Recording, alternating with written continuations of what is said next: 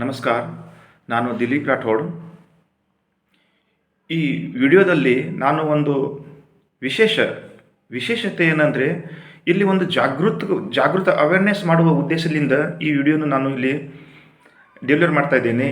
ಈ ವಿಡಿಯೋದಲ್ಲಿ ಏನಿದೆ ಅಂದರೆ, ನಾನು ಈ ನಮ್ಮ ಕಾಲೇಜಿನ ಎಲ್ಲ ವಿದ್ಯಾರ್ಥಿಗಳಿಗೆ ಒಂದು ಅನುಕೂಲತೆ ಆಗುತ್ತದೆ ಎಂಬ ಉದ್ದೇಶದಿಂದ ಈ ವಿಡಿಯೋನು ನಾನು ಇಲ್ಲಿ ಒಂದು ಮೋಟಿವೇಶನಲ್ ಆಗಿ ನಿಮ್ಮಲ್ಲಿ ಒಂದು ಜಾಗೃತಿ ಬರಬೇಕೆಂಬ ಉದ್ದೇಶದಿಂದ, ಒಂದು ಅವೇರ್ನೆಸ್ ಬರಬೇಕೆಂಬ ಉದ್ದೇಶದಿಂದ ಈ ವಿಡಿಯೋನು ನಾನು ಮಾಡ್ತಾ ಇದ್ದೇನೆ. ಈ ವಿಡಿಯೋದ ಮುಖ್ಯ ಉದ್ದೇಶ ಏನಿದೆ ಅಂದರೆ, IAS, ನಾವು ಹೇಗೆ IAS ಆಗಬೇಕು, IAS ಯಾರು ಆಗ್ತಾರ, ಅದು ಎಷ್ಟು ಓದಬೇಕು, ಅದರಲ್ಲಿ ಎಷ್ಟು ಪೇಪರ್ಗಳು ಇರ್ತಿವೆ, they are how many marks, they are how type stage, ಅದನ್ನು ಯಾರು ಬರಿಬೇಕು, we are qualifying, we are eligible, not eligible, what is the education qualification, ಎಲ್ಲ ನಿಮ್ಮಲ್ಲಿ ಇರುವಂಥ ಎಲ್ಲ ಡೌಟ್ಗಳನ್ನು ನಾನು ಈ ವಿಡಿಯೋದಲ್ಲಿ ನಾನು ಕ್ಲಿಯರ್ ಮಾಡುತ್ತೇನೆ. ಫಸ್ಟ್ ಆಫ್ ಆಲ್ ನೀವು ಇದನ್ನು ಅರ್ಥ ಮಾಡ್ಕೋರಿ. IPS ಅಂದರೆ IPS, IRS, IIFs, ನಮ್ಮದು ಹಲವಾರು ಪೋಸ್ಟ್ಗಳಿವೆ. ಇಲ್ಲಿ ನಾನು IPS ಅಂದರೆ ಎಲ್ಲ ಒಂದೇ. IPS ಅಂದರೆ ನಮ್ಮ ಇಂಡಿಯಾದಲ್ಲಿ ಅಖಿಲ ಭಾರತೀಯ ಸೇವೆಯಲ್ಲಿ ಹೈಯೆಸ್ಟ್ ಪೋಸ್ಟ್ ಅಂದರೆ IPS ಇದೆ ಅಂತ ನಮ್ಮ ಎಲ್ಲರಿಗೂ ಗೊತ್ತಿದೆ. ಈ IPS ಯಾರಾಗ್ತಾರೆ? ಈ ನಮ್ಮ ವಿದ್ಯಾರ್ಥಿಗಳಿಗೆ ಅದರ ಬಗ್ಗೆ ಒಂದು ಸ್ವಲ್ಪ ಅವೇರ್ನೆಸ್ ಇಲ್ಲ. ಸ್ವಲ್ಪ ನಾವು ಈ ಅವೇರ್ನೆಸ್ನನ್ನು ನಮ್ಮಲ್ಲಿ ಬಿಫೋರ್ ಈ ಅವೇರ್ನೆಸ್ ಬಂದರೆ, ನಾ 100% ಹೇಳ್ತೀನಿ, ನೀವು ಎಲ್ಲರೂ IPS ಆಗ್ತೀರಿ ಅಂತ ಕೇಸಿ ನನಗೆ ತುಂಬ ಹೋಪ್ ಇದೆ. ಯಾಕಂದರೆ ನಿಮಗೆ ಬಿಫೋರ್ ಅದರ ಅವೇರ್ನೆಸ್ ಇಲ್ಲ. ಸೊ ಈ ವಿಡಿಯೋನಲ್ಲಿ ನಾನು ಹೇಗೆ IPS ಆಗ್ತಾರೆ, ಹೇಗೆ IAS ಆಗ್ತಾರೆ, ಆ IAS ಆಗಬೇಕಂದ್ರೆ ಏನು ಎಜುಕೇಷನ್ ಕ್ವಾಲಿಫಿಕೇಷನ್ ಬೇಕು, ಆ IAS ಆಗಬೇಕಂದ್ರೆ ಅದರಲ್ಲಿ ಎಷ್ಟು ಪೇಪರ್ ಇರ್ತವೆ, ಎಷ್ಟು ಮಾರ್ಕ್ಸ್ ಇರುತ್ತದೆ ಮತ್ತು ಎಷ್ಟು ಸ್ಟೇಜ್ ಇರುತ್ತದೆ, ಈ ಎಲ್ಲ ಡಿಟೇಲ್ವಾಗಿ ನಾನು ಇಲ್ಲಿ ನಿಮ್ಮ ಮುಂದೆ ಅದು ಎಕ್ಸ್ಪ್ಲೇನ್ ಮಾಡ್ಲಿಕ್ಕೆ ಇಷ್ಟಪಡ್ತಾ ಇದ್ದೀನಿ.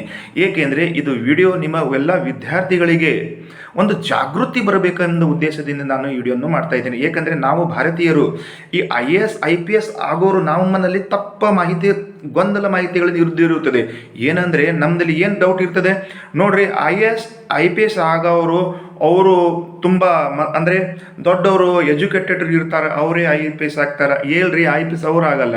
ನೀವೇನು ತಿಳ್ಕೊಂಡಿರಿ, ಅದು ಹಿಮಾಲಯ ಮೇಲೆ ಕುಂತು ತಪಸ್ಯ ಮಾಡಿ ಬಂದಿರುವಂಥ ಜ್ಞಾನಿಗಳಿಗೆ ಇಲ್ಲಿ IPS ಆಗಿದ್ದಾರೆ ಅಂತ ನಮ್ಮಲ್ಲಿ ಒಂದು ಭಾವನೆ ಇದೆ. ಅಲ್ಲ, 10ನೇ ಕ್ಲಾಸಲ್ಲಿ ಫೇಲ್ ಆದವರು IPS ಆಗ್ತಾರೆ ಅಂತ ಅದು ನಮ್ಮಲ್ಲಿ ಪ್ರೂಫ್ ಇದೆ. ಅದಕ್ಕೆ ಎಲ್ಲ ವಿದ್ಯಾರ್ಥಿಗಳೇ, ತಾವು ಆರ್ಟ್ಸ್, ಸೈನ್ಸ್, ಕಾಮರ್ಸ್ ಫೀಲ್ಡ್ ಮಾಡ್ತಾ ಇದ್ದೀರಿ, ನನ್ನ ಪ್ರಕಾರ ನೀವು ಎಲ್ಲರೂ IPS ಆಗ್ತೀರಿ ಅಂತ ಕೇಸಿ ನಾನು ಈ ವಿಡಿಯೋವನ್ನು ನೀವು ಒಂದ್ಸಲ ನೋಡಿದೀವಿ. ಅದಕ್ಕೆ ನಿಮಗೆ ಇದು ಒಂದು ನಿಮಗೆಲ್ಲರಿಗೂ ಗೊತ್ತಾಗ್ತದೆ ಅಂದರೆ ಎಷ್ಟು ಈಸಿ IPS ಇದೆ ಅಂತ ನಿಮಗೆಲ್ಲರಿಗೂ ಗೊತ್ತಾಗ್ತದೆ. ಸೊ ಅದಕ್ಕೆ ನಾನು ಅದು ಸ್ಟೆಪ್ ವೈಸ್ ನಿಮಗೆ ಹೇಳ್ಕೊತ ಹೋಗ್ತೀನಿ. IAS ಯಾರು ಆಗ್ತಾರೆ? IAS ಅಂದರೆ ನಮ್ಮ ಭಾರತೀಯರು ಇಲ್ಲಿ ಇರುವುದು ಎಲ್ಲರೂ ಯಾರು ಆಗೋಗುವುದು. ನೀವು ಇದು ತಪ್ಪು ತಿಳ್ಕೊಬೇಡ್ರಿ, ಒಬ್ಬ ಜ್ಞಾನಿ ವಿದ್ವಾನ್ ಮಗನೇ IAS ಆಗ್ತಾರೆ ಅಂತ ಇಲ್ಲ. ಡ್ರೈವರ್ ಆಟೋ ಚಾಲಕನ ಮಗನೂ IPS ಆಗ್ತಾರೆ. ನೀವು ಇದು ತಿಳ್ಕೊಬೇಡ್ರಿ, ಇಂಗ್ಲೀಷ್ ಮೀಡಿಯಂ ಇದ್ದವರೇ IAS ಆಗ್ತಾರೆ ಅಂತ, ಅದು ಬಿ ತಪ್ಪದ. ಕನ್ನಡ ಮೀಡಿಯಂ ಇದ್ದವರು ಬಿ IPS ಆಗ್ತಾರೆ. ಓಕೆ, ಕನ್ನಡ ಸಬ್ಜೆಕ್ಟವನ್ನು ಪಡೆದುಕೊಂಡು ಅವರೇ IPS ಆಗ್ತಾರೆ. ಇದು ಒಂದು ನಾನು ಪ್ರೂಫ್ ವಿತ್ ಹೇಳ್ತೀನಿ ನಿಮಗೆ, ರೈಟ್? ಈಗ ಫಸ್ಟ್ ಆಫ್ ಆಲ್ ನಾವು ಇದನ್ನು ಅರ್ಥ ಮಾಡ್ಕೋಬೇಕು. ಏನಂದರೆ IAS ಆಗಬೇಕಂದ್ರೆ ನಮಗೆ ಎಜುಕೇಷನ್ ಕ್ವಾಲಿಫಿಕೇಷನ್ ಏನು ಬೇಕು, ಫಸ್ಟ್ ಅದು ಆಯಿತು. IAS ಆಗಬೇಕಂದ್ರೆ ಎಷ್ಟು ಟೈಪ್ ಅದು ಸ್ಟೇಜ್ ಇದೆ ಎಕ್ಸಾಮ್ದು ಅದು ಗೊತ್ತಾಗಿರಬೇಕು. ಮತ್ತು IAS ಆಗಬೇಕಂದ್ರೆ ಎಷ್ಟು ಮಾರ್ಕ್ಸ್ ಇದ್ದಿರುತ್ತೆ ಅದು ಗೊತ್ತಾಗಬೇಕು. ಮತ್ತು IAS ಆಗಬೇಕಂದ್ರೆ IPS ಆಗಬೇಕಂದ್ರೆ ಸಿಲೆಬಸ್ ಏನು ಬೇಕು ಇದನ್ನು ನಾನು ಡೀಟೇಲ್ ಆಗಿ ನಿಮಗೆ ತಿಳಿಸ್ತೀನಿ. ಫಸ್ಟ್ IAS ಅಂದರೆ ಇಂಡಿಯನ್ ಅಡ್ಮಿನಿಸ್ಟ್ರೇಟಿವ್ ಸರ್ವಿಸ್. ಇದು ನೀವು IAS ಆದರೆ ಒಂದು ಜಿಲ್ಲೆಯ ಕಲೆಕ್ಟರ್ ಆಗ್ತೀರಿ, ಒಂದು ಜಿಲ್ಲೆಯ ಬಾಸ್ ಆಗಿಬಿಡ್ತೀರಿ. ಮತ್ತು IPS ಕ್ರ್ಯಾಕ್ ಮಾಡಿದ್ರೆ ನೀವು ಒಂದು ಜಿಲ್ಲೆ IPS ಆಗಿ ಒಂದು SP SSP ಆಗಿ ಸೂಪರ್ ಪವರ್ ಪೊಲೀಸ್ ಕಂಟ್ರೋಲ್ ನಿಮ್ಮಲ್ಲಿ ಇರುತ್ತದೆ. ಇದಕ್ಕೆ IPS ಮತ್ತು IAS ಅಂದರೆ ಒಬ್ಬ ಜಿಲ್ಲಾಧಿಕಾರಿ. ನಮ್ಮ ನಮ್ಮ ಇಂಡಿಯಾದಲ್ಲಿ ಭಾರತದಲ್ಲಿ ಸರ್ಕಾರಗಳು ಕೇಂದ್ರ ಸರ್ಕಾರ ಆಗಲಿ ರಾಜ್ಯ ಸರ್ಕಾರಗಳಾಗಲಿ ಈ ಎಲ್ಲ ಇದನ್ನು ನಡೆಸೋರು ಯಾರು ಇರ್ತಾರೆ, ಅವು ಕಾನೂನುಗಳನ್ನು ಇಂಪ್ಲಿಮೆಂಟ್ ಮಾಡೋರು ಯಾರು, IAS ಇರ್ತಾರೆ. ಈ ಗೌರ್ಮೆಂಟ್ಗಳಿಗೆ ಏನಾದರೂ ಬಜೆಟ್ ಬಂದೇ ಬರುತ್ತಿದೆ, ಆ ಬಜೆಟ್ಗಳನ್ನು ಪಬ್ಲಿಕ್ಕಿಗೆ ಇಂಪ್ಲಿಮೆಂಟ್ ಮಾಡಬೇಕಲ್ಲ, ಕಾನೂನು ಮಾಡಬೇಕಾ, ಇವೆಲ್ಲ ಕಾನೂನುಗಳನ್ನು ಕಾರ್ಯನಿರ್ವಹಣೆ ಮಾಡುವವರು ಇವೆಲ್ಲ ಅಂದರೆ IAS IPS ಮಾಡ್ತಾರೆ. ಇದು ನಾನು ಅಷ್ಟು ಡೀಟೇಲ್ ಹೋಗಲ್ಲ ನಿಮ್ಮಲ್ಲಿ, ಮತ್ತು ವಿಡಿಯೋ ಲೆಂತಿ ಆಗಿಬಿಡ್ತದೆ. ಅಂದರೆ IAS ಅಂದರೆ ಒಬ್ಬ ಡಿಸ್ಟ್ರಿಕ್ಟ್ ಬಾಸ್, ಇದನ್ನು ಮೈಂಡ್ರಲ್ಲಿ ಇಟ್ಕೋರಿ. IPS ಅಂದರೆ ಒಬ್ಬ SP ಡಿಸ್ಟ್ರಿಕ್ಟ್ ಬಾಸ್, ಇವರೇ ಇಬ್ಬರು ಬಾಸ್, ಅಡ್ಮಿನಿಸ್ಟ್ರೇಷನ್ ಬಾಸ್ ಇವರು. ಅಂದರೆ ಇವು ಬಾಸ್ ಆಗಬೇಕು, ನೀವು ಈ ಬಾಸ್ ಆಗಬಹುದು. ಅದು ಬಾಸ್ ಆಗಬೇಕಂದ್ರೆ ಏನೇನಿದೆ ಏನೇನಿಲ್ಲ ಅಂತ ನಾನು ನಿಮಗೆ ಸ್ವಲ್ಪ ತಿಳಿಸ್ಕೊಡ್ತೇನೆ ರೀ. ಏಕೆಂದರೆ ಈಗ PUC ಇದು ಎಕ್ಸಾಕ್ಟ್ ಅಂದರೆ ನಾನು PUC first year second year ವಿದ್ಯಾರ್ಥಿಗಳನ್ನು ಕೇಂದ್ರದಲ್ಲಿ ಇಟ್ಕೊಂಡು ಈ ವಿಡಿಯೋನ ಮಾಡ್ತಾ ಇದ್ದೇನೆ. PUC ಈಗ ಸದ್ಯಕ್ಕಂದ್ರೆ PUC ಸೆಕೆಂಡ್ ಇಯರ್ ವಿದ್ಯಾರ್ಥಿ, ಈಗ ಫಿಸಿಕ್ಸ್ ಕೆಮಿಸ್ಟ್ರಿ ಮ್ಯಾಥ್ಸ್ ಅಂದರೆ ನಮ್ಮ ಸೈನ್ಸ್ ಸ್ಟೂಡೆಂಟ್ ಆಗಲಿ, ಕಾಮರ್ಸ್ ಸ್ಟೂಡೆಂಟ್ ಆಗಲಿ, ಆರ್ಟ್ಸ್ ಸ್ಟೂಡೆಂಟ್ ಆಗಲಿ, ಇನ್ ಫ್ಯೂಚರ್ ನಿಮ್ದು ಏನಿದೆ ಅಂದರೆ ಈ ವಿಡಿಯೋನ ನೋಡ್ರಿ, ಸ್ವಲ್ಪ ನಿಮ್ಮದೇ ಒಂದು ಜಾಗೃತಿ ಬರುತ್ತದೆ. ಯಾರು IAS ಆಗಬೇಕು, ಯಾರು IAS ಆಗಬಾರ್ದು ಅಂತ. ಫಸ್ಟ್ ಇಲ್ಲಿ ನಾನು ಎಜುಕೇಷನ್ ಕ್ವಾಲಿಫಿಕೇಷನ್ ನಿಮಗೆ ಹೇಳಿಬಿಡ್ತೀನಿ. ಯಾಕಂದರೆ ಈಗ ನೀವು PUC first year second year ವಿದ್ಯಾರ್ಥಿ ಇದ್ದೀರಿ. After PUC second year after ನೀವೇನು IPS ಎಕ್ಸಾಮ್ ಬರೀಬೇಕು ಇಲ್ಲ, you are not eligible for this exam. First all ಇದನ್ನು ನೀವು ಕ್ಲಿಯರ್ ಮಾಡ್ತೀನಿ, ನೀವು ಇದಕ್ಕೆ ಎಲಿಜಿಬಲ್ ಇಲ್ಲ. ಇದಕ್ಕೆ ಇದನ್ನು ಎಕ್ಸಾಮ್ ಅಪಿಯರ್ ಆಗಬೇಕು. ಇದರಲ್ಲಿ ಯಾರು ಎಲಿಜಿಬಲ್ ಅಂದರೆ ಇದಕ್ಕೆ ಒಂದು ಡಿಗ್ರಿ ಯಾರು ಕಂಪ್ಲೀಟ್ ಮಾಡ್ತಾರೆ ಅವರು ಇದಕ್ಕೆ ಎಕ್ಸಾಮ್ನಲ್ಲಿ ಎಲಿಜಿಬಲ್ ಆಗ್ತಾರೆ. ಡಿಗ್ರಿ ಅಂದರೆ ಯಾವ್ದು ಡಿಗ್ರಿ ಇರಬೇಕು, ಈಗ ನಿಮ್ಮ PUC ಸೆಕೆಂಡ್ ಇಯರ್ ಕಂಪ್ಲೀಟ್ ಆಗಿಬಿಡ್ತದೆ. PUC ಸೆಕೆಂಡ್ ಇಯರ್ ಕಂಪ್ಲೀಟ್ ಆಗಿ ಯಾರೋ BSc BCom BA ಮತ್ತು ಹಲವಾರು ಪ್ರಕಾರ ನಮ್ಮಲ್ಲಿ ಡಿಗ್ರಿ ಇದೆ. ನೀವು 3 ವರ್ಷದ ಡಿಗ್ರಿ ಒಂದು ನಿಮಗೆ ಕ್ಲಿಯರ್ ಆಯ್ತಂದ್ರೆ you are eligible for the UPSC exam. ನೀವು ಇದು UPSC ನಮ್ಮದು ಸಿವಿಲ್ ಸರ್ವಿಸ್ ಎಕ್ಸಾಮಿಗೆ ನೀವು ಎಲಿಜಿಬಲ್ ಆಗ್ತೀರಿ. ಅದಕ್ಕೆ ನೀವು ಈಗ PUC ಸೆಕೆಂಡ್ ಇಯರ್ ಫಸ್ಟ್ ಇಯರ್ದಲ್ಲಿ ಇದ್ದೀರಿ.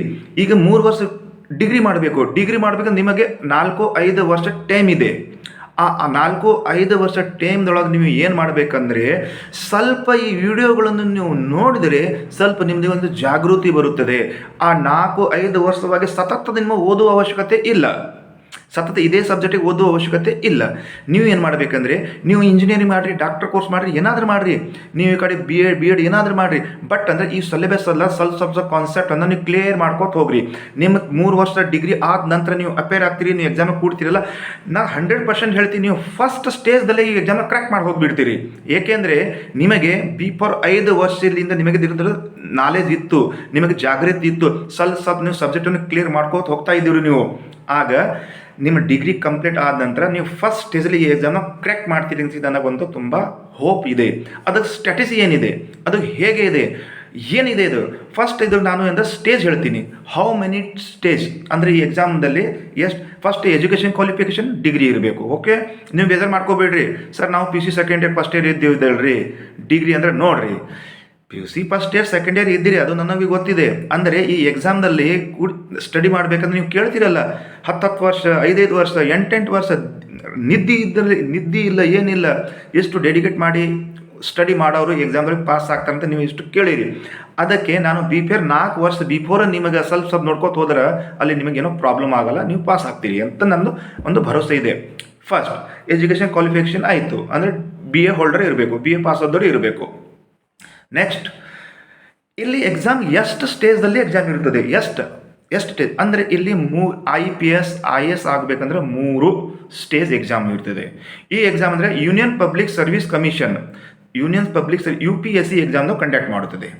ನಮ್ಮದು ಕಾನ್ಸ್ಟಿಟ್ಯೂಷನ್ ಬಾಡಿ ಇದೆ, ಆ ಬಾಡಿನ ಇದು ಕಂಡಕ್ಟ್ ಮಾಡಿದೆ. Union public service commission. ನಾವು ಸ್ಟೇಟಿಗೆ ಬಂದಿರಲ್ಲ, ಸ್ಟೇಟ್ ಪಬ್ಲಿಕ್ ಸರ್ವಿಸ್ ಕಮಿಷನ್, ಬೇರೆ ಸ್ಟೇಟ್ ಅದು ಮಾಡ್ತದೆ. ಇಲ್ಲಿ ಈ ಎಕ್ಸಾಮ್ ಪಾಸ್ ಆಗಬೇಕಂದ್ರೆ 3 ಸ್ಟೇಜ್ ಎಕ್ಸಾಮ್ ಇದೆ. ಫಸ್ಟ್ ನೀವು ಇದನ್ನು ಅರ್ಥ ಮಾಡ್ಕೋಬೇಕು, ನೀವು IAS ಆಗೋದು ಅದು ಏನು ದೊಡ್ಡ ಇಲ್ಲ. ಫಸ್ಟ್ ನೀವು ಸಿಲೆಬಸ್ ಇದರಲ್ಲಿ ಏನು ಕ್ರೈಟೇರಿಯಾ ಇದೆ ಇದನ್ನೇ ಅರ್ಥ ಮಾಡ್ಕೊಂಡ್ರೆ ನೀವು ಈ ಎಕ್ಸಾಮ್ನ ಈಸಿಲಿ ಕ್ರ್ಯಾಕ್ ಮಾಡ್ಕೋತೀರಿ. ನಿಮಗೆ ಫಸ್ಟ್ ಇದು ಅರ್ಥ ಮಾಡ್ಕೊಳ್ಳೇಬೇಕು ಇಲ್ಲಿ. ಅದಕ್ಕೆ ಫಸ್ಟ್ ಎಷ್ಟು ಸ್ಟೇಜ್ ಇದೆ, 3 ಸ್ಟೇಜ್ ಎಕ್ಸಾಮ್ ಇದೆ. ಇದು ಫಸ್ಟ್ ಪೇಪರ್ ಫಸ್ಟ್ ಸ್ಟೇಜ್ ಯಾವುದಾದ್ರೆ ಪ್ರಿಲಿಮ್ಸ್ ಇದೆ. ಫಸ್ಟ್ ನಾವು ಪ್ರಿಲಿಮ್ ಅಂತೀವಿ. ನೀವು ಪ್ರಿಲಿಮ್ ಎಕ್ಸಾಮ್ ಪಾಸ್ ಆಗಿರಿ, ನೀವು ಇದಕ್ಕೆ ಕ್ವಾಲಿಫೈ ಆದಿರಿ ಅಂದರೆ ನೆಕ್ಸ್ಟ್ ನೀವು ಸೆಕೆಂಡ್ ಸ್ಟೇಜ್ ಅಂದರೆ ಮೇನ್ಸ್ ಎಕ್ಸಾಮ್ ಇರ್ತದೆ. ಸೆಕೆಂಡ್ ಸ್ಟೇಜ್ ಯಾವುದಿದೆ, ಮೇನ್ಸ್ ಎಕ್ಸಾಮ್.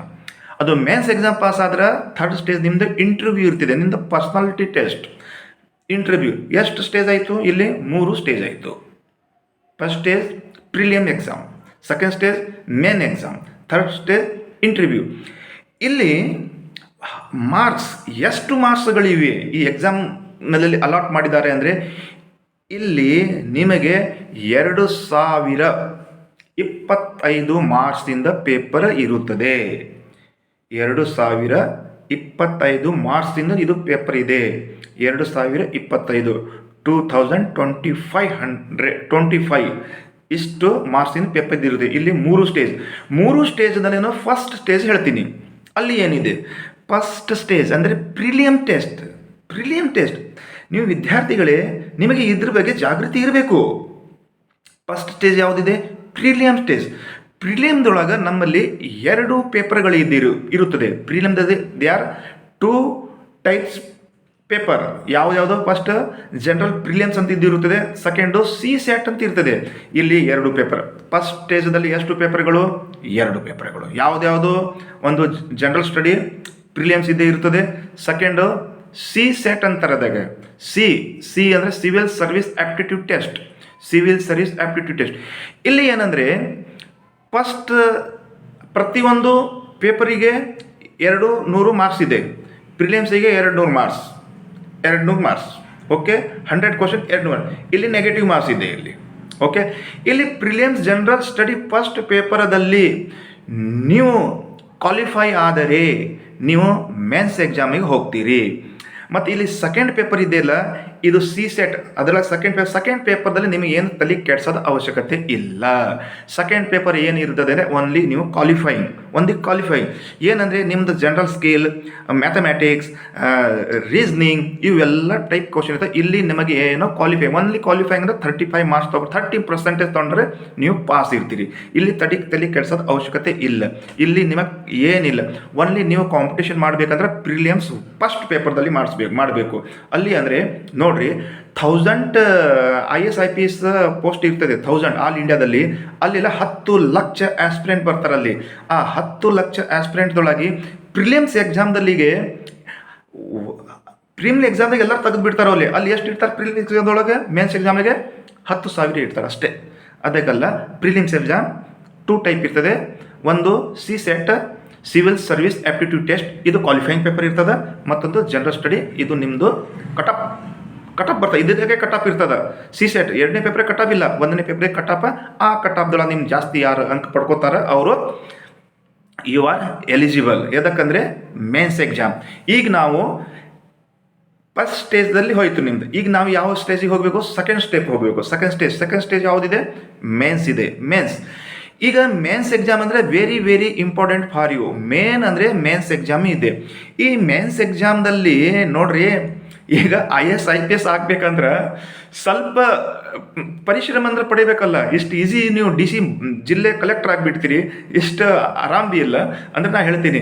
ಸೆಕೆಂಡ್ ಸ್ಟೇಜ್ದಲ್ಲಿ ಎಷ್ಟು ಪೇಪರ್ಗಳು ಇರ್ತವೆ ಅಂದರೆ, ಸೆಕೆಂಡ್ ಸ್ಟೇಜಲ್ಲಿ 9 ಪೇಪರ್ ಇರ್ತೇವೆ. ಅಲ್ಲಿ 9 ಪೇಪರ್ ಇರ್ತದೆ. ಅದು ಏನಿದೆ ಸೆಕೆಂಡ್ ಸ್ಟೇಜ್. ಇಲ್ಲಿ ನಿಮ್ಮದು ಎಲ್ಲ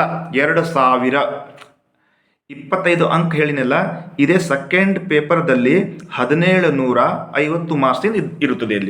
ಇಲ್ಲಿ ಪೇಪರ್ ಹೇಗೆ ಡಿವೈಡ್ ಮಾಡಿದ್ದಾರೆ ಅದನ್ನು ಹೇಳ್ತೀನಿ. ಫಸ್ಟ್ 2 ಪೇಪರ್ ಇರ್ತದೆ, ಕಾಮನ್ 2 ಪೇಪರ್. ಯಾವುದಂದರೆ qualifying, eligible only qualifying paper. Language first 2 ಪೇಪರ್ದಲ್ಲಿ ಲ್ಯಾಂಗ್ವೇಜ್ ಇರ್ತದೆ. ಲ್ಯಾಂಗ್ವೇಜ್ ಅಂದರೆ ನಾವು ಇಂಡಿಯಾದಲ್ಲಿ ನೀವು ಯಾವುದಾದ್ರೂ ಒಂದು ಇಂಗ್ಲೀಷ್ ಲ್ಯಾಂಗ್ವೇಜ್ ಕಂಪಲ್ಸರಿ. ನಿಮಗೆ ಇಂಗ್ಲೀಷ್ ಲ್ಯಾಂಗ್ವೇಜಲ್ಲಿ ಕ್ವಾಲಿಫೈ ಮಾಡಬೇಕು. ಕ್ವಾಲಿಫೈಯಿಂಗ್ ನೇಚರ್ ಇದೆ ಇದು. ಅಲ್ಲಿ ಔಟ್ ಆಫ್ ಕಟ್ ಆಫ್ ತರೋದೇನು ಅವಶ್ಯಕತೆ ಇಲ್ಲ. First paper English paper. Second paper ಯಾವುದು ಲ್ಯಾಂಗ್ವೇಜ್? ಇಂಡಿಯಾದ ಲ್ಯಾಂಗ್ವೇಜ್ ಯಾವುದು ನಿಮಗೆ ಈಸಿ? ಯಾವ್ದು ಲ್ಯಾಂಗ್ವೇಜ್ ಇದೆ? ಕನ್ನಡ ಇದೆ. ಕನ್ನಡದಾಗ ಬರೀರಿ. 2 ಪೇಪರ್ 2 ಲ್ಯಾಂಗ್ವೇಜ್, ಇಂಗ್ಲೀಷ್ ಮತ್ತು ಕನ್ನಡ. ಓಕೆ, ಇದು ಡನ್. ನೀವು ಇದು ಕ್ವಾಲಿಫೈ ಮಾಡ್ತೀರಿ. ಇದಕ್ಕೇನು ಅದು ಮೆರಿಟ್ದೊಳಗೆ ಇದು ನಂಬರ್ ಕೌಂಟ್ ಆಗಲ್ಲ, ಮಾರ್ಕ್ಸ್ ಕೌಂಟ್ ಆಗಲ್ಲ. ನೆಕ್ಸ್ಟ್, ಈಗ ನಮ್ಮ ಯುದ್ಧ ಮೇನ್ IAS ಆಗೋದು ಇಲ್ಲಿ ಇದೆ. ಈಗ ಇವು ಪೇಪರ್ದೊಳಗಿದೆ. ಅಲ್ಲಿ ಪ್ರಿಲಿಯಮ್ಸ್ದೊಳಗೆ ನೀವು ಎಷ್ಟು ಅಂಕ ತೊಗೊಂಡು ಬಂದಿರಿ ಇಲ್ಲಿ ಇನ್ಕ್ಲೂಡ್ ಆಗಲ್ಲ. ಫಸ್ಟ್ ಪೇಪರ್ ಇತ್ತು, ಫಸ್ಟ್ ಸ್ಟೇಜ್ದೊಳಗೆ ಅಲ್ಲಿ ನೀವು ಎಷ್ಟು ತೊಗೊಂಡು ಬಂದಿರಿ, ಈ ಸೆಕೆಂಡ್ ಸ್ಟೇಜ್ದೊಳಗೆ ಅವು ಮಾರ್ಕ್ಸ್ ಇಲ್ಲಿ ಇನ್ಕ್ಲೂಡ್ ಆಗಲ್ಲ. ಓಕೆ, ಮತ್ತು ಒಂದು ಇಂಗ್ಲೀಷ್ ಪೇಪರ್ ಸೆಕೆಂಡ್ ಸ್ಟೇಜ್ದಲ್ಲಿ ಇಂಗ್ಲೀಷ್ ಪೇಪರ್ ಇತ್ತು, ಮತ್ತೊಂದು ಲ್ಯಾಂಗ್ವೇಜ್ ಕನ್ನಡ ಇತ್ತು. ಇದರಲ್ಲಿ ಎಷ್ಟು ಅಂಕ ತೊಗೊಂಡು ಬಂದಿರಿ ಇದು ಬಿ ಕಟಾಪ್ದೊಳಗೆ ಮೆರಿಟ್ದೊಳಗೆ ಇದು ಬಿ ಇನ್ಕ್ಲೂಡ್ ಆಗಲ್ಲ. ಇವು 2 ಸೈಡ್ ಮಾಡಿರಿ. ಈಗ ಸದ್ಯಕ್ಕೆ ನಾವು IAS IPS ಆಗೋಬೇಕಂದ್ರೆ ಮೇನ್ ನಿಮ್ಮ ಜನರಲ್ ಸ್ಟಡಿ ಪೇಪರ್ ಇಲ್ಲಿ ಬರ್ರಿ. ನೀವು ಏನು ಸ್ಟೇಜ್ ಇದೆ? ಫಸ್ಟ್ ಇದೆ ಎಸೆ ಪೇಪರ್. ಕೇಳ್ರಿ, ಎಲ್ಲ ಎಸೆ ನಾವು ಓದ್ತೇವೆ, ಎಸೆ ಪ್ರಬಂಧಗಳು. ಫಸ್ಟ್ ಪೇಪರ್ ಇದೆ ಎಸೆ ಪೇಪರ್. ಸೆಕೆಂಡ್ ಪೇಪರ್ ಇದೆ, first paper essay paper. Second paper ಯಾವುದಂದ್ರೆ general study, GS general first paper essay 250 marks. Second paper ಯಾವುದಂದ್ರೆ GS general study 250 marks. Third paper ಯಾವುದಿದೆ? GS 250 marks. ಹೀಗೆ ಇವು 4 ಇದೆ. GS1, GS2, GS3, GS4. ಇವು ಪ್ರತಿಯೊಂದು GS1 250, GS2 250 total 1000 ಅಂಕಗಳು. GS1, GS2, GS3, GS4. ಮತ್ತು ಎಸೆದೊಳಗೆ ಎಷ್ಟಿತ್ತು? 250. 2 ಪೇಪರ್ ಇಲ್ಲಿ, 5 ಪೇಪರ್ ಇಲ್ಲಿ ಆದವು. ಓಕೆ, ಇಲ್ಲಿ 5 ಪೇಪರ್ ಆದವು. 5 ಪೇಪರ್ ಆದವು. 5 ಪೇಪರ್ದೊಳಗೆ ನಿಮಗೆ GS1, GS2, GS3, GS4 ಮತ್ತು ಎಸೆ 1250 ಮಾರ್ಕ್ಸ್ ಇಲ್ಲಿ ಆದವು. ಓಕೆ, ಇಲ್ಲಿ ಏನಂದರೆ ಮತ್ತು ಟೋಟಲ್ ಸೆಕೆಂಡ್ ಸ್ಟೇಜ್ ಮೇನ್ಸ್ ಎಕ್ಸಾಮ್ನಲ್ಲಿ 1750 ಮಾರ್ಕ್ಸಿನ ಪೇಪರ್ ಇರ್ತದೆ. 1750. ಈಗ 1250 ಮಾರ್ಕ್ಸ್ ನಾನು ನಿಮ್ಮ ಮುಂದೆ ಹೇಳಿಬಿಟ್ಟಿನಿ. Essay 250, general study 1, general study 2, general study 2, general study 3, general study 4. ಇವು 5 ಪೇಪರ್. 5 paper multiple 250, 1250. ಈಗ ಎಷ್ಟು ಉಳಿದು? 500 ಮಾರ್ಕ್ಸ್. ವೆರಿ ನಿಮಗೊಂದು ಹ್ಯಾಪಿ ನ್ಯೂಸ್ ಇದು. 500 ಮಾರ್ಕ್ಸ್ ಅಂದರೆ ಏನು? ಇಷ್ಟು ನಿಮಗೊಂದು ಖುಷಿ ಪಡೆದ ವಿಷಯ ಇದು. 500 ಮಾರ್ಕ್ಸ್. ಈಗ ಉಳಿದವಲ್ಲ 500 ಮಾರ್ಕ್ಸ್.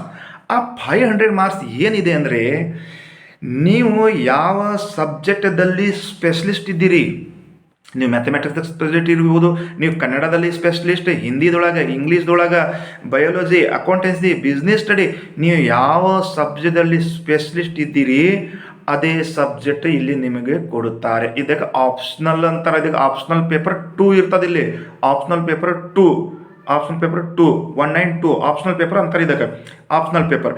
ಇಲ್ಲಿ ನೋಡ್ರಿ, 500 ಮಾರ್ಕ್ಸಿನ ಪೇಪರ್ ಇದೆ. ಈಗ ನಿಮಗೆ ನಾವು ಕನ್ನಡದವರು, ನಾವು ಕನ್ನಡಿಗರು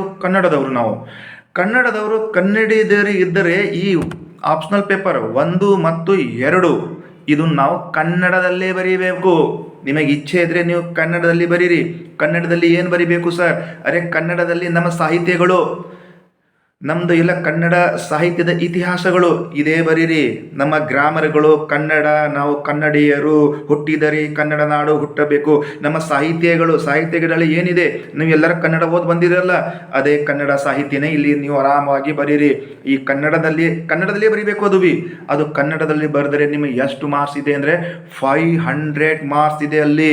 ನೋಡ್ರಿ, GS1, GS2, GS3, GS4 ಎಸೆ 1250 marks. ಅಲ್ಲೂ ಬಿಡ್ರಿ, ನಮ್ಮ ಕನ್ನಡ ಭಾಷೆದಲ್ಲೇ ಬರುವುದಕ್ಕೆ ನಮಗೆ 500 ಮಾರ್ಕ್ಸ್ ಇದೆ ಇಲ್ಲಿ. ಯಾಕಾಗಲ್ಲ ನಾವು? ಏಕೆ ನಮ್ಮ ಕನ್ನಡದಲ್ಲೇ ಬರಿಬೇಕು ನಾವು ಅಂದರೆ IAS IPS ಆದವರು ಕನ್ನಡ ಭಾಷೆದಲ್ಲೇ ಎಕ್ಸಾಮ್ ಕ್ರ್ಯಾಕ್ ಮಾಡ್ತಾರೆ. ಅದಕ್ಕೆ ಕನ್ನಡದಲ್ಲೇ ಬರೆದೇ IAS ಆಗ್ತಾರೆ. ಅದಕ್ಕೆ ನಾನು ಈ ವಿಡಿಯೋ ಮಾಡೋದು ನಮ್ಮ ಉದ್ದೇಶ ಏನಿದೆ ಅಂದರೆ, ನಮ್ಮ ವಿದ್ಯಾರ್ಥಿಗಳಿಗೆ ಎಲ್ಲರಿಗೊಂದು ಜಾಗೃತಿ ಬರಬೇಕು, ಅವರಿಗೊಂದು ಅವೇರ್ನೆಸ್ ಬರಬೇಕು. IAS IPS ಯಾರು ಆಗ್ತಾರೆ? ಅವರು IAS IPS ಆಗೋರು ಏನೋ ಭಾಳ ದೊಡ್ಡ ಮನೆಯದವರು, ದೊಡ್ಡ ಜ್ಞಾನಿಗಳು ಇದ್ದಾರೆ? ಇಲ್ಲ, ನಾವೇ ಕನ್ನಡದವರು. ಕನ್ನಡ ಭಾಷೆಯಲ್ಲಿ ಬರೆದು ನಾವು IAS IPS ಆಗ್ಬೋದು. ಅದಕ್ಕೆ ಸೆಕೆಂಡ್ ಸ್ಟೇಜ್ದಲ್ಲಿ 1750 ಮಾರ್ಕ್ಸ್ ಇದೆ. ಇಲ್ಲಿ ಪ್ರತಿಯೊಂದು ನಾನು ಸಿಲೆಬಸ್ ಹೇಳ್ತೀನಿ ಅಂದರೆ ವಿಡಿಯೋ ಲೆಂತಿ ಆಗ್ತದೆ, ಗೊತ್ತಾಯಿತು? ಫಸ್ಟ್ ಸ್ಟೇಜ್, ಸೆಕೆಂಡ್ ಸ್ಟೇಜ್, ಈಗ ಥರ್ಡ್ ಸ್ಟೇಜ್ ಅಂದರೆ ಇಂಟರ್ವ್ಯೂ ಅಂದರೆ ಪರ್ಸ್ನಾಲಿಟಿ ಟೆಸ್ಟ್. ನಿಮ್ಮ ಪರ್ಸ್ನಾಲಿಟಿ ಟೆಸ್ಟ್ ಇರ್ತದೆ ಅಲ್ಲಿ. Third stage personality test. Interview ಅಂದರೆ ನೀವು ಇಂಟರ್ವ್ಯೂಸ್ ಎಲ್ಲ ಹೋಗ್ತೀರಿ, ಒಳಗೆ ಸಂದರ್ಶನ ನೀವು ಹೋಗ್ತೀರಿ, ಸಾಕ್ಷಾತ್ಕಾರ, ಇಂಟರ್ವ್ಯೂ, ಅದೊಂದು ಪರ್ಸ್ನಾಲಿಟಿ ಟೆಸ್ಟ್. ಇದು 250 ಮಾರ್ಕ್ಸ್, 275 ಮಾರ್ಕ್ಸಿಂದ ಇರ್ತಿದ್ದು. 275 ಮಾರ್ಕ್ಸ್ ಅದು personality test. 275 marks personality test. ಇಲ್ಲಿ ಪರ್ಸ್ನಾಲಿಟಿ ಟೆಸ್ಟ್ ಒಳಗೆ ಅನ್ಸ್ಬೇಡ್ರಿ, ಭಯ ಪಡ್ಕೋಬಾರ್ದೇನೋ ಅವಶ್ಯಕತೆ ಇಲ್ಲ. ಈಗ ನಿಮ್ಮ ನಾಲೆಜ್, ನೀವು ಮೇನ್ಸ್ ಎಕ್ಸಾಮ್ ಪಾಸ್ ಮಾಡ್ಕೊಂಡು ಪರ್ಸ್ನಾಲಿಟಿ ಟೆಸ್ಟಿಗೆ ಬರ್ತೀರಿ, ಅಲ್ಲಿ ನಿಮಗೆ ಭಯ ಪಡೆದ ಅವಶ್ಯಕತೆ ಇಲ್ಲ. ನಿಮ್ಮ ನಾಲೆಜಲ್ಲಿ ಯಾರೋ ಕೇಳಲ್ಲ, ನೀವು ಎಷ್ಟು ಹುಷಾರಿದ್ದೀರಿ, ಎಷ್ಟು ದಡ್ಡಿರಿ, ಅದು ನಿಮ್ಗೆ ಕೇಳೋದ ಅವಶ್ಯಕತೆ ಇಲ್ಲ. ನೀವು ಹುಷಾರಿದ್ದೀರಿ, ನೀವು ಮೇನ್ಸ್ ಎಕ್ಸಾಮೆಲ್ಲ ಕ್ರ್ಯಾಕ್ ಮಾಡಿ ಇಲ್ಲಿ ಬಂದಿರಿ. ಇಲ್ಲಿ ಪರ್ಸ್ನಾಲಿಟಿ ಟೆಸ್ಟ್ ಅಂದರೆ ನಿಮ್ಮದು ಪರ್ಸ್ನಾಲಿಟಿ ಹೇಗಿದೆ. ಒಳಗೆ ಚಂಬರ್ದೊಳಗೆ ಫುಲ್ UPSC ನಮ್ಮ ಕಮಿಟಿ ಕೊಡ್ತಾರಲ್ಲಿ ನಿಮ್ಮ ಇಂಟ್ರೆಸ್ಟ್ಲಾಗ. ಅವರು ನಿಮಗೆ ನೋಡ್ಕೋತೀರ, ಅಬ್ಸರ್ವ್ ಮಾಡ್ತಾರೋ. ನೀವು ಮೇ ಕಮಿಂಗ್ ಸರ್, ನೀವು ಹೇಳೋದು ತರೀಕಾ ಹೆಂಗದ, ನೀವು ಹೇಳೋದು ಸಿಸ್ಟಮ್ ಹೆಂಗದ, ಮೇ ಕಮಿಂಗ್ ಸರ್, ನೀವು ಒಳಗೆ ಹೋಗ್ತೀರಿ, ಅಲ್ಲಿ 1 2 3 4 5 ಎಲ್ಲ ಕಮಿಟಿದ್ರು ಕೊಡ್ತಾರೆ. ನೀವು ಪ್ರತಿಯೊಬ್ಬರಿಗೆ ಫೇಸ್ ನೋಡಿ ಎಲ್ಲರಿಗೆ ನಮಸ್ಕಾರ ರೀ ನಮಸ್ಕಾರ ರೀ ನಮಸ್ಕಾರ ಹೇಳೋದಲ್ಲಿ ಅವಶ್ಯಕತೆ ಇಲ್ಲ. ಮೇ ಕಮಿಂಗ್ ಸರ್ ಎಲ್ಲರಿಗೆ ಒಂದೇ ಸಲ ಗುಡ್ ಹಿಂಗೆ ಕೈ ಜೋಡಿಸ್ಬೇಕು, ಎಲ್ಲರಿಗೆ ಗುಡ್ ಮಾರ್ನಿಂಗ್, ಹಿಂಗೆ ಐ ಕಾಂಟ್ಯಾಕ್ಟ್, ಎಲ್ಲರಿಗೆ ಒಂದೇ ಸಲ ಗುಡ್ ಮಾರ್ನಿಂಗ್ ಸರ್ ಅಷ್ಟೇ ಸಾಕು. ಗುಡ್ ಮಾರ್ನಿಂಗ್ ಸರ್ ಎಲ್ಲರಿಗೆ good morning good morning good ಹೇಳೋದ ಅವಶ್ಯಕತೆ ಇಲ್ಲ.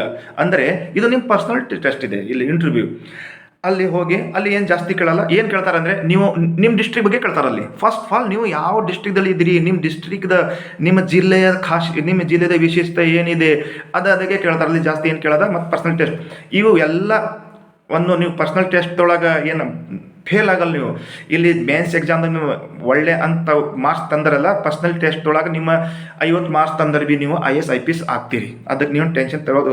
ಅಂದರೆ ಈ ವಿಡಿಯೋ ಹೇಳೋದು ತಾತ್ಪರ್ಯ ಏನಂದರೆ ನೆಕ್ಸ್ಟ್ ಎಲ್ಲ ನಾನು ಏನು ಮಾಡ್ತೀನಿ ಅಂದರೆ ಈ ಪ್ರತಿಯೊಂದು ಸಿಲೆಬಸ್ ಏನೇನಿದೆ, ಏನು ಓದಬೇಕು ಏನು ಓದಬಾರ್ದು, ಮತ್ತೊಂದು ಮಾತು ಹೇಳ್ತೀನಿ, ಏನು ಓದಬೇಕು ಏನು ಓದಬಾರ್ದು, ಇದು ಒಂದು ಕ್ಲಿಯರ್ ಮಾಡ್ತೀನಿ ನೋಡ್ರಿ. IAS IPS ಆದವ್ರದ್ದು ನೀವು ಈಗ ಇದು ಯೂಟ್ಯೂಬ್ದೊಳಗೆ ನೀವು ವಿಡಿಯೋ ನೋಡ್ರಿ. ಸಕ್ಸಸ್ಫುಲ್ ಆದವರು IAS IPS ಆದವ್ರು ವಿಡಿಯೋ ನೋಡ್ರಿ. ಆ ಇಂಟರ್ವ್ಯೂದೊಳಗೆ ಏನು ಹೇಳ್ತಾರೆ ಅದು ಕೇಳ್ಕೋರಿ ನೀವು ಒಂದ್ಸಲ. ವಿತ್ ಪ್ರೂಫ್ ನಾ ಹೇಳ್ತೀನಿ. ಅವ್ರು ಇಂಟರ್ವ್ಯೂದಾಗ ಏನು ಓದಿರಿ ಅಂತ ಅವ್ರಿಗೆ ಪ್ರಶ್ನೆ ಕೇಳಿದಾಗ ಇಂಟರ್ವ್ಯೂದೊಳಗೆ ಅವ್ರು ಏನಂತಾರ ನೋಡ್ರಿ, ನಾವು 6ನೇ ತರಗತಿಲಿಂದ 12ನೇ ತರಗತಿ NCERT ಬುಕ್ ಓದಿದ್ದೇವೆ ಅಂತಾರೆ. ಅವರು ಏನು ಓದ್ತಾರ, 6ನೇ ತರಗತಿಯಿಂದ 10ನೇ ಅಥವಾ 12ನೇ ತರಗತಿ ತನಕ ಇದ್ದಿದ್ದು ನಾವು ಬುಕ್ ಓದಿದ್ದೇವೆ ಅಂತಾರೆ. ಈಗ ನೀವು PUC second year first year ವಿದ್ಯಾರ್ಥಿಗಳೇ ಇದ್ದೀರಿ. ನೀವು 6ನೇನಿಂದ 10ನೇ ತನಕ ಆಲ್ರೆಡಿ ನೀವು ಇಲ್ಲಿ ಬಂದಿದ್ದೀರಿ. ಆಲ್ರೆಡಿ ನೀವು ಅದೇ ಸಬ್ಜೆಕ್ಟ್ ಬಂದಿದ್ದೀರಿ. ಮತ್ತು ಈಗ ನೀವು PUC ಸೆಕೆಂಡ್ ಇಯರ್ ಇದ್ದೀರಿ. IAS IPS ಒಳಗೆ ಕೇಳ್ರಿ ಏನು ಬಂದಿರಿ ಅಂದ್ರೆ ಅವ್ರು ಅದೇ ಅಂತಾರೆ, 6ರಿಂದ 10ನೇ ತರಗತಿ 12ನೇ ತರಗತಿ ನಾವು NCERT ಬುಕ್ ಬಂದಿದ್ದೇವೆ ಅಂತೀರಿ. ನೀವು ಆಲ್ರೆಡಿ ಇದು ಸ್ಟೇಟ್ ಬುಕ್ ಇದ್ದಿದ್ದು ಬುಕ್ NCERT ರೆಫರ್ ಬುಕ್ ನೀವೇ ಓದ್ತಾ ಇದ್ದೀರಿ. ಅಂದರೆ ನಂದು ಹೇಳೋದ ತಾತ್ಪರ್ಯ ಏನಂದರೆ ಆಲ್ರೆಡಿ ಎಲ್ಲ ಸ್ಟೂಡೆಂಟದ್ದು 65% IAS IPS ಸಬ್ಜೆಕ್ಟ್ ನೀವು ಸ್ಟಡಿ ಮಾಡಿ ಆಲ್ರೆಡಿ ಇಲ್ಲಿ ಬಂದು ಕುಂತೀರಿ. ಈಗ ನಿಮಗೆ ಏನು ಬೇಕಂದರೆ ಸ್ವಲ್ಪ ನೀವು ಅಲ್ಲಿ 10th 8th ಕಾನ್ಸೆಪ್ಟ್ ನೀವು ಈಗ ಡೆಮೋಕ್ರಸಿ ಅಂತ ಇದೆ. ಅಲ್ಲಿ ಈ ಡೆಮೋಕ್ರಸಿಯಿಂದ ನೀವು ಪ್ರಜಾತಂತ್ರ ಲೋಕತಂತ್ರ ಅಲ್ಲಿ ಬಂದಿರಿ. ಈ ಪ್ರಜಾತಂತ್ರ ಲೋಕತಂತ್ರ ಇಲ್ಲಿ ಸ್ವಲ್ಪ ನಾವು ಅಂದರೆ ವೈಡ್ಲಿ ಓದಬೇಕು. ಅದಕ್ಕೆ ನಿಮ್ಮ ಜಾಗೃತಿ ಡೆಮೋಕ್ರಸಿ ಆಟೋಕ್ರಸಿ. ಡೆಮೋಕ್ರಸಿ ಅಂದರೆ ಲೋಕತಂತ್ರ ಏನಂದರೆ ನಮ್ಮ ಇಂಡಿಯಾದಲ್ಲಿ ಹೇಗಿದೆ, ಯಾವ ಸಿಸ್ಟಮ್ ಇದೆ, ಡೆಮೋಕ್ರಸಿ ಇದೆ. ಅದು ಮತ್ತೆ ಒಂದು ಮಂತ್ರಿ ಆಯಿತು, ಪ್ರಧಾನಮಂತ್ರಿ, ಮುಖ್ಯಮಂತ್ರಿ ಯಾರು ಚುನಾಯಿತ ಮಾಡ್ತಾರೆ, ಜನರು. ಇವೆಲ್ಲ ಬ್ರಾಡ್ಲಿ ನಿಮ್ಮ ನಾಲೆಜ್ ಇಲ್ಲಿ ತಗೋಬೇಕು. 65 ನಿಮ್ಮ ಕಾನ್ಸೆಪ್ಟ್ ಆಲ್ರೆಡಿ ಕ್ಲಿಯರ್ ಇದೆ. ಈಗ 35 ನಿಮ್ದೇನಿದೆ ನೀವು ಸ್ವಲ್ಪ ಅದನ್ನು ಓದಬೇಕು, ಸ್ವಲ್ಪ ಜಾಗೃತಿ ಅಂತ ತರಬೇಕು. ಈ ವಿಡಿಯೋ ಮಾಡೋದು ಉದ್ದೇಶ ಏನಂದರೆ ನೀವು ಬೇಜಾರು ಪಡ್ಕೋಬೇಡ್ರಿ. ಸರ್ ನಾವು PUC ಸೆಕೆಂಡ್ ಇಯರ್ ಇದ್ದೀವಿ, ಈಗ ನಮ್ಮಲ್ಲಿ ಡಿಗ್ರಿ ಇಲ್ಲ ಅಂದರೆ ಈಗಲಿಂದ ಸ್ವಲ್ಪ ನೀವು ಸಿಲೆಬಸ್ಸನ್ನು ಓದ್ಕೋತು ಒಂದು ದಿವಸದಲ್ಲಿ ಅರ್ಧ ಗಂಟೆ ಅಥವಾ 1 ಅವರ್ಸ್ UPSC ಸಿಲೆಬಸ್ಸನ್ನು ನೋಡ್ಕೋತ ಹೋಗ್ರಿ. ನೀವು ಇಂಜಿನಿಯರ್ ಮಾಡ್ರಿ, ನೀವು JEE ಆಗಿ ನೀವು ಡಾಕ್ಟರ್ ಕೋರ್ಸ್ ಮಾಡ್ರಿ, ಅದನ್ನು ಅಂತ ಅದು ಇಲ್ಲ. ಡಾಕ್ಟರ್ ಆದವರು MBBS ಮಾಡಿದವರು IAS IPS ಆಗ್ಯಾರ. ಅಲ್ಲಿ ಇದೊಂದು ದೊಡ್ಡ ವಿಷಯ ಇಲ್ಲ. ಅಂದರೆ ನೀವು ಬಿಫೋರ್ ನೀವು ಅಲರ್ಟ್ ಆಗ್ರಿ. ಈಗ ನಾವು ಎಕ್ಸಾಮ್ ಬರೀಬೇಕು ಅಂದ್ರೆ ನೀವೇನು ಮಾಡ್ತೀರಿ, ಸರ್ ನನ್ನ ಡಿಗ್ರಿ ಆಗಿಲ್ರಿ, ಇನ್ನು 3 ವರ್ಷ ಅದ, ಈಗ ಯಾಕೆ IAS ಸಿಲೆಬಸ್ ಓದಬೇಕು ಅಲ್ಲ. ಈಗಲಿಂದ ಸ್ವಲ್ಪ ನೀವು ಓದ್ಕೋತ ಸ್ವಲ್ಪ ನೋಡ್ಕೋತ ಹೋದ್ರಲ್ಲ, ಆ ಎಕ್ಸಾಮ್ದೊಳಗೆ ಫಸ್ಟ್ ಅಟೆಂಪ್ಟ್ದೊಳಗೆ ಕ್ರ್ಯಾಕ್ ಮಾಡ್ತೀರಿ ಅಂತ ನನಗೆ ಫುಲ್ ಭರವಸೆ ಇದೆ. ನೆಕ್ಸ್ಟ್ ಸಲ ನಾನು ಏನು ಮಾಡ್ತೀನಿ ಅಂದರೆ ಪ್ರತಿಯೊಂದು syllabus stage, prelims stage, CSET stage, S A, general study 1 2 3 4 option subject, ಈ ಎಲ್ಲದು ನಾನು ಒಂದು ಸಿಲೆಬಸ್ ಬಗ್ಗೆ ನಿಮಗೆ ಒಂದು ಸಲ ತಿಳಿಸ್ಕೊಡ್ತೀನಿ. ಏನೇನು ಸಿಲೆಬಸ್ ಇದೆ, ಏನು ಓದಬೇಕು ಏನು ಓದಬಾರ್ದು ಎಲ್ಲ ನಾನು ನಿಮಗೆ ತಿಳಿಸ್ಕೊಡ್ತೀನಿ. ಈ ವಿಡಿಯೋ ಮಾಡೋದು ಮೇನ್ ನನ್ನ ಪರ್ಪಸ್ ಉದ್ದೇಶ ಏನಿತ್ತು ಅಂದರೆ ನಮ್ಮ ಈ ಎಲ್ಲ ಕಾಲೇಜಿನ ವಿದ್ಯಾರ್ಥಿಗಳಿಗೆ ಒಂದು ಸ್ವಲ್ಪ ಒಂದು ಅವೇರ್ನೆಸ್ ಬರಲಿ, ಅವ್ರದ್ರೊಳಗೆ ಸ್ವಲ್ಪ ಒಂದು ಮೋಟಿವೇಟ್ ಆಗಲಿ ಅವ್ರಿಗೆ ಅಂತ ಈ ಉದ್ದೇಶದಿಂದ ನಾನು ವಿಡಿಯೋ ಮಾಡೀನಿ. ನೀವು ಈ ವಿಡಿಯೋವನ್ನು ಎಲ್ಲರೂ ಗಮನವಾಗಿ ಕೇಳಿಬೇಕಂತ ನಾನು ನಿಮ್ಮಿಂದ ಹೇಳುತ್ತಾ, ಮತ್ತು ಈ ವಿಡಿಯೋ ನಿಮಗೆ ಒಂದು ಸರಿ ಅನ್ನಿಸ್ತದೆ ಇದನ್ನು ಲೈಕ್ ಮಾಡಿರಿ, ಶೇರ್ ಮಾಡಿರಿ, ಮತ್ತು ನಿಮ್ಮ ಫ್ರೆಂಡ್ಗಳಿಗೆ ಕಳಿಸ್ರಿ. ಎಲ್ಲರೂ ನಮ್ಮ ಭಾರತದ ಒಂದು ಒಳ್ಳೆಯ ಪೋಸ್ಟ್ ಒಂದು ಪಡೆಯಿರಿ. ನೀವು ನಮ್ಮ ಕನ್ನಡ ನಾಡಿನ ನಮ್ಮ IAS IPS ಆಗ್ರಿ.